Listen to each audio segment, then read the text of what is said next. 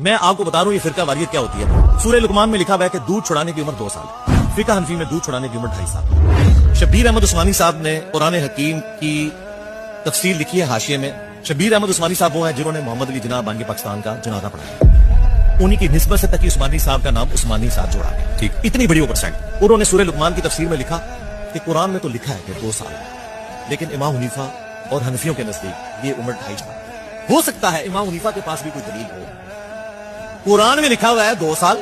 قرآن سے اوپر تو کوئی دنیا کی کتاب نہیں. یہ کتابیں قرآن سے اوپر تو نہیں ہے.